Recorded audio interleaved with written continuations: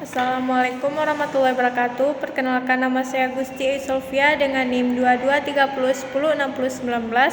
Baiklah, pada video kali ini saya akan membahas tentang Pteridophyta atau tumbuhan paku. Pteridophyta atau tumbuhan paku adalah divisi dari kingdom Plantae yang anggotanya memiliki akar, batang, dan daun sejati, serta memiliki pembuluh pengangkut sehingga disebut juga sebagai tanaman berpembuluh atau Thraciophyta. Tumbuhan paku dapat ditemukan di berbagai habitat. Ada yang hidup di daratan, yang tanahnya netral, tanah berkapur, dan ada juga yang hidup di air. Tanaman paku menyukai tempat yang lembab dan teduh. Ciri-ciri dari tanaman paku: yang pertama, tempat hidupnya sebagian besar di kawasan tropis basah. Umumnya, tumbuhan paku dikenali tunas daun muda dalam kondisi menggulung. Yang ketiga, mempunyai sistem pembuluh angkut pada akar, batang, dan daun. Pembuluh angkut ini terdiri dari xilem yang bertugas mengangkut air dari akar menuju daun untuk berfotosintesis, sedangkan floem mengedarkan hasil fotosintesis ke seluruh bagian tumbuhan. Klasifikasi dari tumbuhan paku, tumbuhan paku dikelompokkan menjadi 4 kelas, yaitu yang pertama, Silophytinae atau paku purba.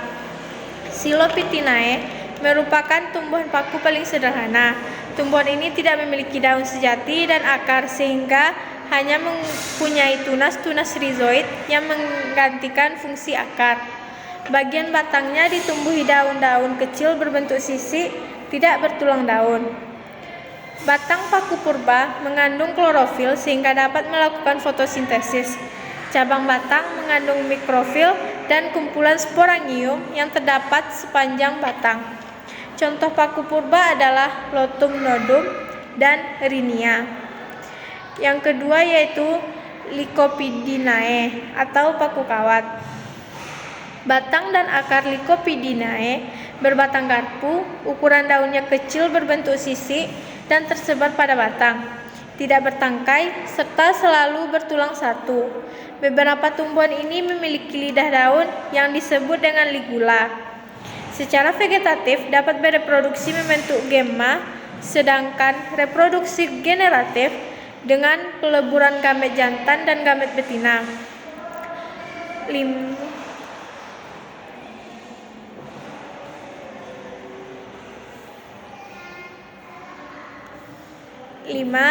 Tumbuhan paku dapat menyerupai pohon yang tidak bercabang, semak tumbuhan merambat, atau berupa terna yang menjalar di tanah, dan lain sebagainya.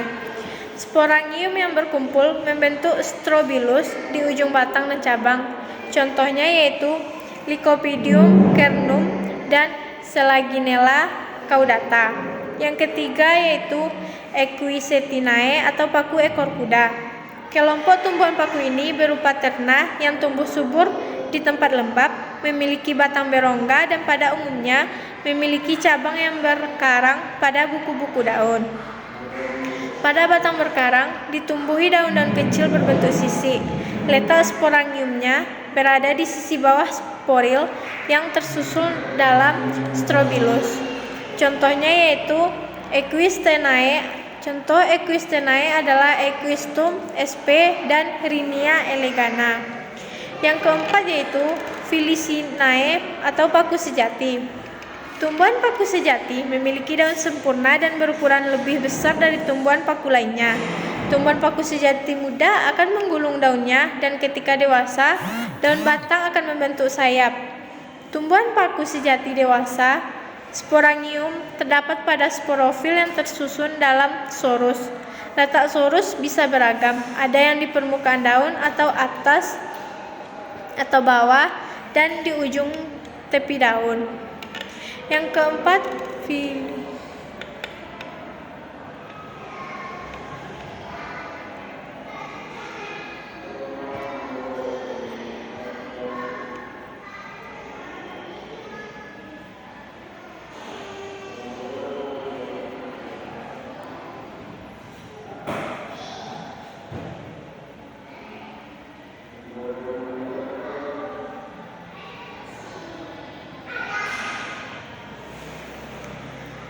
Tumbuhan paku sejati hidup di tempat teduh dan lembab seperti menempel pada tumbuhan lain di perairan dan tumbuh di tanah. Contohnya yaitu Adiantum farlegiensis atau paku merah-merah, Adiantum cuneatum atau suplir, Platycerum bifurcatum atau paku tanduk rusa. Manfaat dari tumbuhan paku yaitu yang pertama sebagai sayuran, misalnya semanggi atau Marsilea crenata dimanfaatkan daun mudanya untuk diolah menjadi sayur. Yang kedua, bahan obat-obatan, contohnya adalah Lycopodium clavatum dimanfaatkan untuk obat perawatan penyakit kulit tertentu. Tumbuhan paku jantan atau Dryopteris sp dimanfaatkan untuk penyakit cacingan pada manusia. Yang ketiga, pupuk hijau dalam pertanian, misalnya Azolla pinnata. Yang keempat, bahan baku pembentukan batu bara, misalnya tumbuhan paku purba yang sudah mati pada zaman purba. Reproduksi dari tumbuhan paku, yang pertama, reproduksi pada tumbuhan paku yaitu pembentukan sel kelamin jantan dan betina oleh alat kelamin atau gametogoni. Gametogenesis jantan atau Anselidium menghasilkan sperma, Gametogonium betina menghasilkan sel telur seperti lumut, dan paku-pakuan menyebabkan metagenesis atau perubahan keturunan. Habitat dari tumbuhan paku pada umumnya terdapat pada habitat dengan kelembaban yang cukup tinggi. Tumbuhan paku membentuk humus, melindungi tanah dari erosi, menjaga kelembaban tanah, dan menjadi salah satu tumbuhan pionir pada tahapan awal sukses ekosistem hutan. Struktur tubuh paku merupakan bagian penting dari tumbuhan. Paku memiliki dua jenis akar sesuai fasenya. Pada fase sporofit, akar paku berbentuk serabut dan ujungnya terlindungi kalyptra. Sedangkan dalam masa gametofit, tumbuhan ini berakar semu, dikenal sebagai rhizoid yang berfungsi menyerap air dan mineral. Baiklah, cukup sekian video saya. Jika ada kata-kata saya yang salah, mohon dimaafkan. Assalamualaikum warahmatullahi wabarakatuh.